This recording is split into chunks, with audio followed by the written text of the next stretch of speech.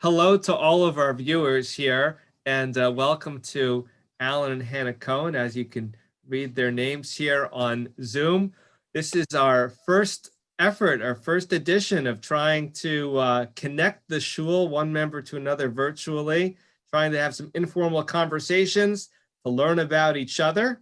And hopefully over the course of this series we'll learn about a pretty diverse group that we have here at the shul. And looking forward to getting to know our two guests here this morning. So Hannah, I want to start with you. I know that your background, and most people don't know this, your family roots in Czechoslovakia. Is that correct?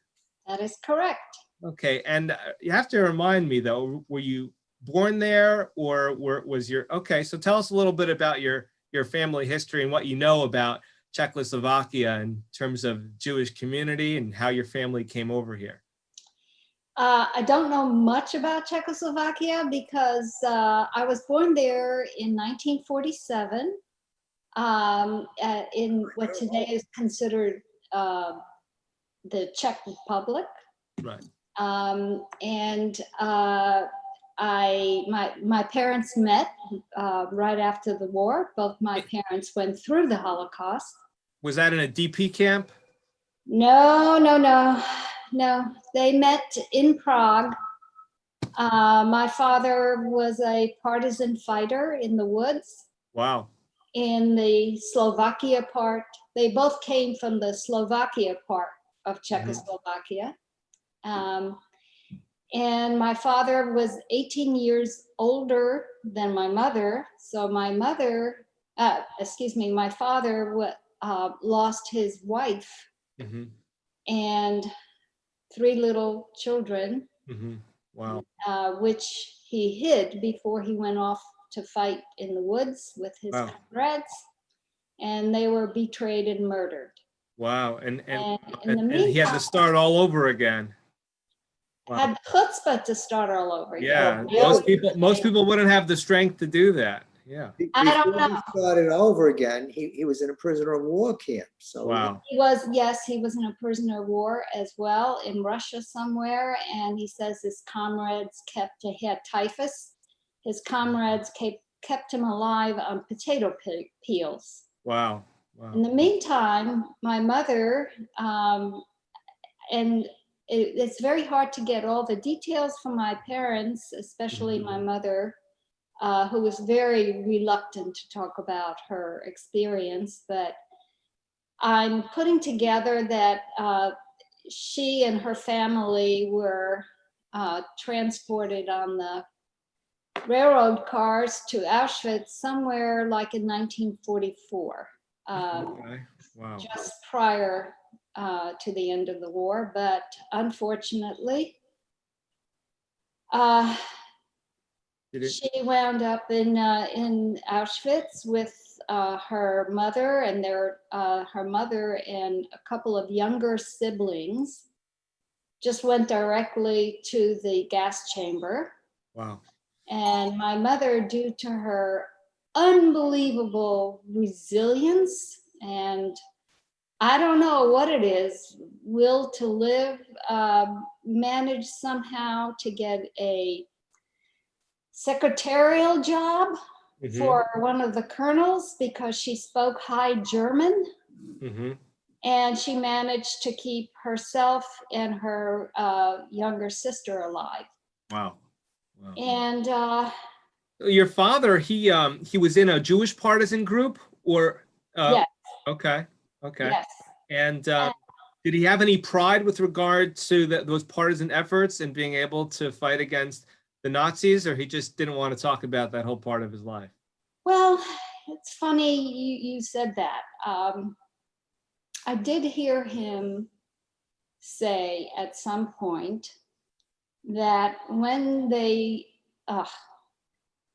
when they were coming, I guess when they were going from Czechoslovakia to Israel, they really wanted to come to the US, but the quota system would not allow them to do that. Their next choice was to go to Israel. And somewhere during that trip, my father decided he didn't want anything to do with Judaism at all. Mm-hmm. Mm-hmm. And my mother said, no. And That's so very my powerful. father, he managed to embrace the faith, even though he went through such horrors.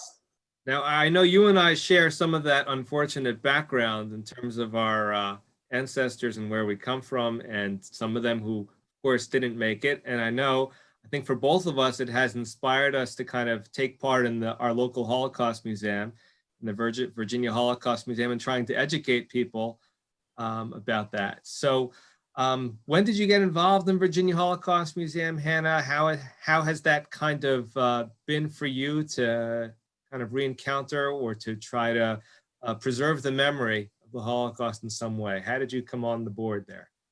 Uh,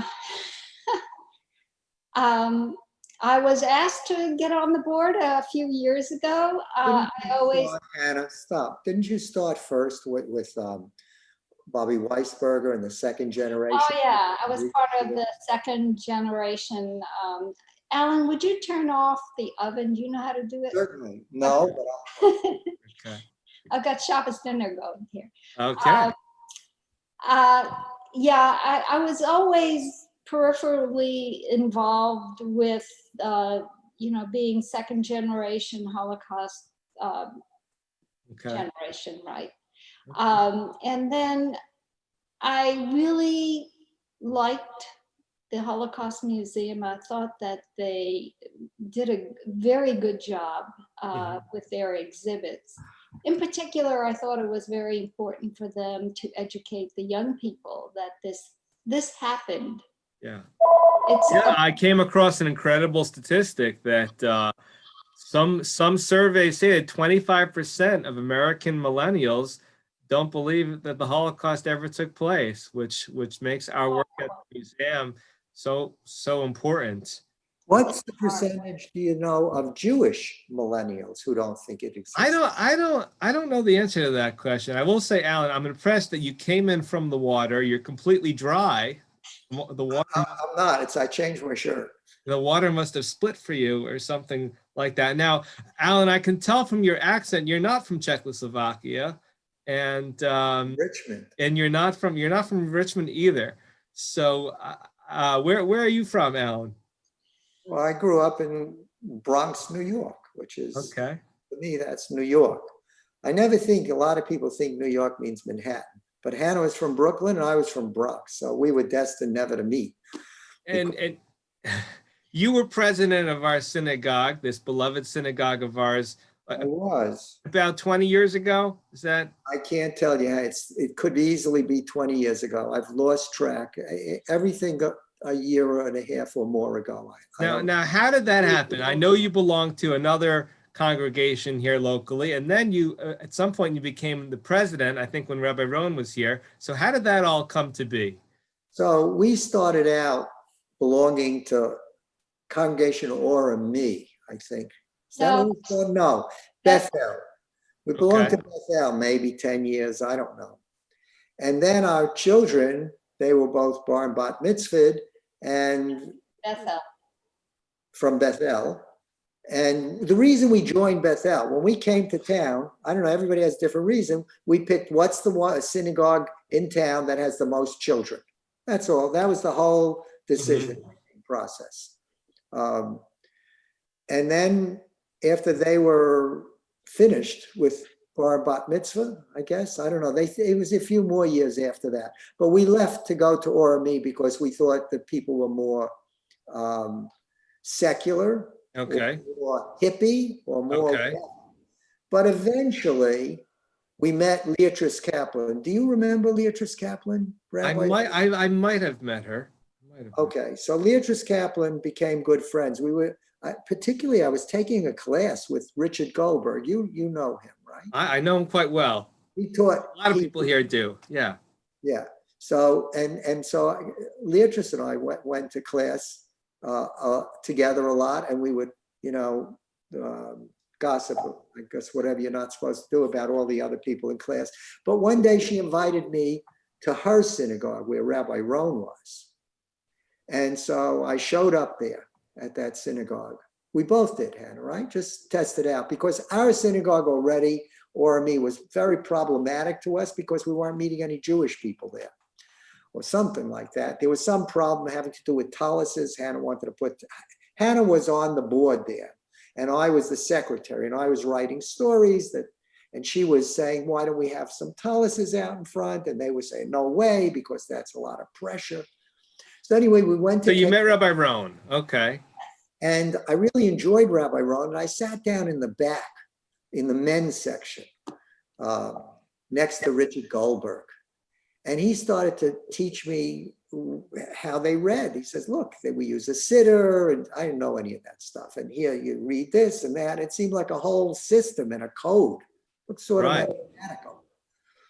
So I got into it. I would just sit with him. Well, first we went once a month, then we went twice a month, then we went once a week. And he would go through the whole sitter with me. And I would label it and mark it until I sort of had the routine down. I remember there was a time when I practiced, I spent time with Bill Hill, you know him too. Yeah, sure. Learning the Amidah and how to do it quickly. And we would practice and practice. And I don't know. But anyway. Okay. And how did you get from there to the front of the room? Okay, so we started getting more observant, not religious, but observant. Yeah. Okay. Don't waver on my religion. Okay. But we became more observant, and we just started, it just seemed to be a whole interesting code and system and special things and secret handshakes, the whole thing. Okay. So, as you know, presidents are people don't want to be president of a synagogue because that means that's a complicated job. It's a lot of work, and the pay is pretty good, but outside of the pay, right, it's sort of difficult. So when everybody else refused, they got up to me, I guess, after the previous president. I was going to ask you what the campaign was like for that election towards the presidency, and must have been really cut. It was easy. Yeah, I'm kidding. Okay, what was your unopposed? What's your favorite moment? What's the moment that gives you the most pride, or what do you think of when you look on those years? I know Hannah was a very involved first lady as well, and I don't know, what's one story or one experience you think of in terms of leading the congregation during those years? Well, I don't really have a thing that was what experience, specific experience, but I ran it in my mind. I'm an entrepreneur, and I ran it like a business. First, it was a wreck when I came there. I thought there's nobody running anything. Okay. I put up manuals. I wrote books, which you maybe still have. I started to work with Goldberg to try to I had to learn Word and Excel and whatever, Microsoft. I never knew that because I had to set up books, and I just got into a really great thing. That's amazing. So you learned those programs to help better run the shul. Yeah, and I learned how to do the trash efficiently because no one else was doing it. I think I remember Hannah told me once that you guys took out the trash. Always. Yeah. And bingo. I ran bingo. What was his name? Harold Levin. Do you remember him? Yes, a blessed memory. Harold and Rochelle Levin, they were in charge of bingo, but they were getting older. So I took over bingo, and Hannah and I had this plan. I can tell you two really things that we were very proud of. Both were failures. Okay. But I was very proud of. One was bingo. So we said, we've got to really get the income of the congregation to be increased. And our biggest source was bingo. We said, we can really improve bingo. What we did was we took a trip, Hannah and I, around the whole country. I mean, from Richmond to California. And we would stop at what we thought were the best and biggest and most exciting bingo halls. And we designed a whole new system. It was going to be the electronic bingos, and they were just starting that at KBI. And I designed all new bingo cards and new games, and it was going to be exciting. And we we're going to do it the way the big mega bingo places. Okay. And so the first day, Ben Freeland will remember this. I almost lost the presidency because of that. So I brought in all the new bingo games and everything, to which no one in Richmond, they knew how to do an X or an I. That was it. And I had all these complicated mazes and mathematical things. So they all started screaming and yelling. And Okay, well, that sounds interesting. So you mentioned the business spirit or entrepreneurial spirit, and so maybe just tell people, because they don't know about your background. I know you didn't have just one career. You didn't have two careers. I think you had multiple careers. So maybe just give people a quick overview of what you did professionally, and just for personal. I'll take a personal privilege here. I'd like you to start with the donut store. That's a good okay. thing. But So a now quick, to answer your a quick overview of your professional evolution. So to not answer your question, the second thing that was most exciting was Okay. my attempt to change the direction of our synagogue. That was before you came. So Hannah and I had this idea that we wanted to make it I want to keep it orthodox, but Yeah. push the boundary to as close to egalitarian as possible. Yeah. And also that we were really declining in membership. We were, membership was going down. We had no money coming in. So we decided we'll go across the whole country. And here we took other people with us. There was a whole assignment of people to visit all the synagogues that were really doing bad. A new rabbi came in and turned it around, and now they're doing great. Well, what are 2 or 3 shuls that you visited? If I remember, there was something in Memphis. Okay. That was a big shul. That's fine. Two or three cities. That was Baron. Another one we went to go, what was the rabbi who used to be here? It was Sterling, between Hollywood and Fort Lauderdale, Florida. It's Sterling. Yeah. Rabbi, yes. So you went to Young Israel of Hollywood, Rabbi David School. That's right, because he turned that shul. And you went to Baron Hirsch congregation to practices. I remember others. And you paid for these trips yourself to go and learn about other shuls. Well, I paid for my trips, but other people were traveling. Oh, what other people came to you on this learning tour? I think there were like a couple of groups of people, Hannah. Okay. Enactments, maybe. Okay, Alan, can we pivot so people can learn about your professional background? It's a very interesting story. Sure, you're steering me back to your second question. So my professional background is all combined. I have a background in optics. So I was an optometrist. I was a donut store? I'm very entrepreneurial. Didn't work out so well. We had this idea, I believe I follow modern monetary theory. I don't look at money the same way other people. We're not on a gold standard. It's just an accounting thing. It's not such a thing that I think we have to worry about. So I'm a very entrepreneurial guy, and I understood at the time, this is the 1960s, Hannah? Yes, somewhere in the 1960s, that a lot of companies would have IPOs. They go on the market and they issue paper. They print a little piece of paper that says, these are shares of my company. I'll trade them to you for US legal tender, money. And I said, what could be greater than that? I print paper, I go to the copy machine, and that was the goal, to start a business and go on the market, turn out a lot of paper to people, they give us money, and then we walk away. That failed. Because of our own, I can give you a lot of my entrepreneurial. Hannah, you participated in that, right? Absolutely.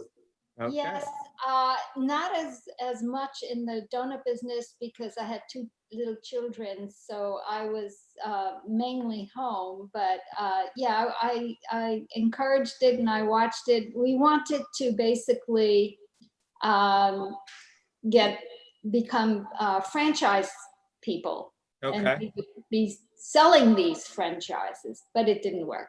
And then you switched to optometry. Yeah, but first, part of our big entrepreneurial thing, we built this whole building on Route 1. It still stands there. It's a liquor store. Oh. But I don't know how to get this to the camera.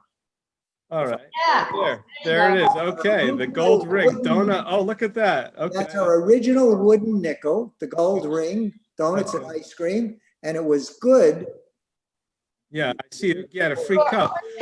But you're saying that despite the marketing wisdom here, it failed? Yeah, Yeah, because there was a lot of business acumen that was missing. Okay. I micromanaged it much too detailed, and I Right. missed some of the big picture. I learned a lot of things from that. I also overinvested other people's money, of course. So like a lot of people, after going from donuts, you decided to go towards optometry. So we went bankrupt, and after that, I wanted to go back to my original profession, which was I was a systems analyst. I worked with Oh, computers. okay. I didn't know But that. nobody really wanted to hire me back so easily because they said, well, you dropped out. Well, what happened the last 2 years? You're missing from business because I was in the donut business or something. Anyway, I got a job temporarily, but I started to mope around because I was at NASA where my daughter works, but I was in the department where you didn't have to do anything. So it was very boring. At any rate, Hannah she said she's going to go back to school and become an optician. Is that what you said? No, a psychologist or something. yeah, I was going to go into mental health. Mental health. Yeah, I said, look, he's working on his thing. Who knows how long it's going to take him to decide what to do next. I better move on and make plans for myself. And one of the things that I had addressed but declined was going to optometry school and becoming an optometrist, because we would have to move the family out of state, and I didn't think I would be able to pass organic chemistry, and it was just Yeah, and you guys were in Maryland, right? we were in Maryland at the Okay. time. Wow. Yeah. Okay. So he's looking over all my stuff about optometry, and he says, what's this? And I said, optometry is not for me, blah, blah, blah. He says, I'll look at it. I says, okay, go look at it. In the meantime, I was going to go into mental health at a community college. I picked out the apartment we were going to move in, where the kids were going to go. I had it all planned. Yeah, that's also not so common to go from baked goods to mental health. It's also not so common. But Alan, eventually you have a law degree, right, Alan? So after optometry, Yeah. I opened the practice. Law is an interest. How did I get into Yeah, can you tell the story about admission? Is that allowed? Are you allowed to divulge that? The admission to U of R Law School. Oh, yeah. Oh, first I was turned down for admission to Indiana for optometry school because I was too old. They didn't have age discrimination then. And I had to cut my ponytail off. I had to go through hoops to get into that school. But Richmond was easier to get into. They says, no, we don't have any part-time law degrees or school, no night school or anything. I says, how much would it cost? They told me a number. I says, I took out my checkbook. I started to write, and they says, okay, we'll take you in. There you go. I like that story. We're getting very controversial here on this program, but I think our ratings will be up as a result, I guess. I think that was fake news. So I don't think it's fake. So, okay. So administration. what motivated you to go to law school? So in optometry school, I have a background in physics and optics. And then in optometry school, I saw that there was I had taken summer job with Bausch and Lomb as they just came out, invented soft lenses, or soft lenses were first becoming commercialized. They're a kind of contact lens, but a mushy one. Okay. And I would go around to optometrists and I would teach them how to use it and so on. And I realized, as did everybody else, they would love to have a bifocal contact lens. No such thing existed. But I know from my physics background, it doesn't sound too hard. And so I designed one and I had to get it patented. And I did that all, the school allowed me to do that. I was going to Indiana University. So I got involved in the patents and patenting it and things like that. Then when I got out, we started to market my invention. And no company. Just interject, just as a point. Yes. My husband on his own went through that whole patenting process himself without hiring a lawyer or anything like that. That sounds impossible.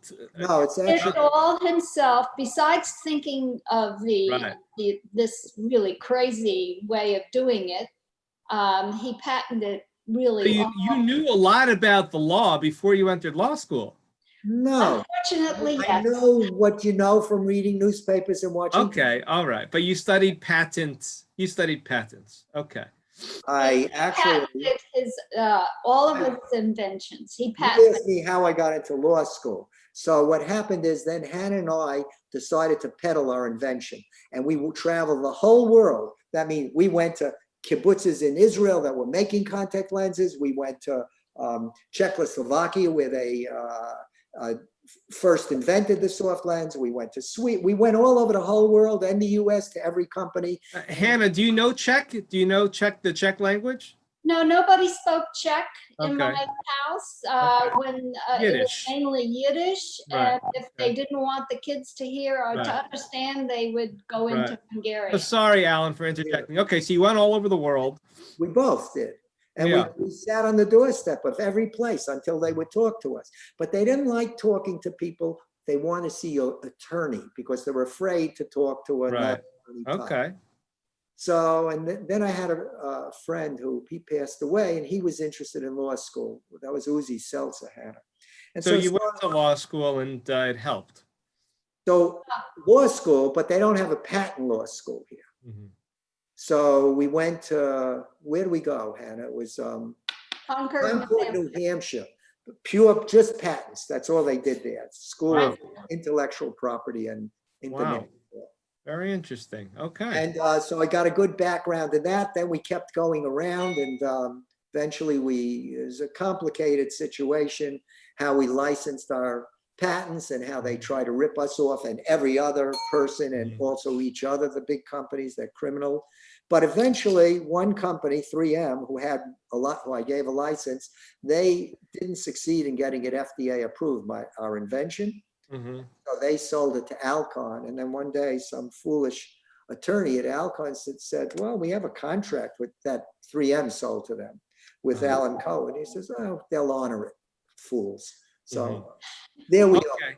I'm going to transition now because what I heard a few different businesses, a lot of science, some law. So it's very fascinating. But people can contact you if they're interested in hearing more of those stories. I want to transition. I know, Alan, I know you love to study Torah and specifically Medrash, or as they say, Midrash in your classes. So how did you get interested how did you get such a fascination for Midrash? And when did you start dedicating your time to learning and studying Torah through Midrash and teaching? And how did that develop? Just your fascination that you wanted to share this part of the vast Torah literature with other people. So my inspiration for most everything came from Rabbi Rohn. Rabbi Rohn was like 2 rabbis before you at our synagogue or something. Yes. And that's how I joined, because one thing I liked about him, the most amazing thing, because first of all, you understand, I really enjoyed learning all this stuff from Richard Goldberg, the whole new system of how people stand and bow and do this and that. Rabbi Rohn's sermons just entranced me. He's sort of a comedian. I don't know about sort of, he is. He writes comic books or did cartoons, and he's a very funny person. I mean, not funny, but you know, he's very enjoyable to listen to. And he would give his sermons. He would always tell stories, and the stories were engrossing, absolutely engrossing. Sometimes they were from the Midrash. Often he'd intertwine things from the Midrash and this and that, but they were just human stories. And they could make me cry sometimes. They make you exhilarated. It's just his way of presenting it, what drew me in. The story. And so he, you know, intertwined all these Midrash with his stories, and they were very entertaining stories to me. I really enjoyed them. You fast forward and you taught some Midrash at the JCC, and you actually acted out some Midrash at the JCC. I would go into talking about your snake costume, but I think I'll leave that aside for the moment. But Hannah, you both of you got very involved in the JCC. Hannah, when did you get involved with the JCC, and how did you start deciding to serve on the board and various capacities and committees and stuff like that? I love the JCC. The JCC to me epitomizes everything that I love about being Jewish. All of its values, its outlook. I just love the JCC. Everyone is welcome at the JCC and everybody shows up. And it starts with the young people at the front desk who somehow or another manage to know everybody's name and greet you in the warmest possible way, no matter what you look like, no matter how you walk in or wheel in. Mm-hmm. And just everyone is welcome warmly. Mm-hmm. I had the privilege of listening to a little nursery class. Mm-hmm. And here was an African-American teacher, a delightful woman. She was terrific as a teacher, and it was time to have a snack. And lo and behold, they said a bracha in Hebrew before they had the snack. Mm-hmm. And it just made my heart soar. Wow. So I just love the whole diversity that is so inclusive Mm-hmm. at the JCC. So it's That's great. a place that feels wonderful. I want to comment that it's one of the best run businesses I've ever seen. That's good. Its board is exceptional. Yeah. It's finance committee, budget and finance committee I was on, and I know nothing. I just watch what they do. They do a great job. But in addition, the thing that I think both you, Hannah, and I like, the JCC exposes this community, exposes the entire community to Jewish people that they normally would not see or be involved with. Nowhere else. Go to our synagogue, it's not exposing the community to Jews. Well, yeah, I think that's a very good point, which is why a lot of people like the Richmond Food Festival. And the truth is the JCC does it over the course of a whole year. The Food Festival does it in a very concentrated 2-day period. But it's a very good point. It's very important, especially in the day and age that we live in terms of distrust or in terms of not knowing or understanding other communities. So that's a very good point. So Hannah, one more question for you, if I can, and then maybe we'll sign off for Shabbos. So I know that the rabbi here came to your kitchen to kosher the kitchen many, many years ago. What was that like to have a rabbi in your kitchen and kind of messing around with these practices here of trying to kosher it? And what was that experience like for you? It was great. First of all, I came from an Orthodox home. Mm-hmm. So, and even Alan, whose parents were American and probably conservative in denomination, but they quasi kept kosher. There was no tray food that entered the house. He didn't sell any tray food in our neighborhood. He didn't sell any tray food. So did Rabbi Rohn just say, "Oh, I'm coming over," and Well, yes, and I had prepared all the pots and the pans, and you know, I had to go to the mikveh and tovel them and the whole thing, and we were in that mode, and it was Rabbi Rohn. I mean, he's a lot like you in that way. Very relatable, and it's easy to be around him as it is. It's very, very easy to be around you. I never feel like you're looking down at me or you know, holier than thou, for lack of a better expression. But it was a very interesting experience, and it worked. So I got kosher stuff now. Well, this is very interesting. That's a great story. I just all of the related activities that go inside the shul, outside the shul, connected to the shul. It's really beautiful for us to think about, and it's an incredible story. Your stories from New York and from Europe and from difficulty and tragedy, whether it's financial or something more significant, existential, and just being able to then come to traditional synagogue and to help with the management, administration, the leadership, and even taking out the trash. All of that is really, it's a very cool story to look back on and to consider. And I hope that the people in the shul try to get to know each other, get to know everybody has some interesting stories in their background. That's what I find when you begin to talk to people.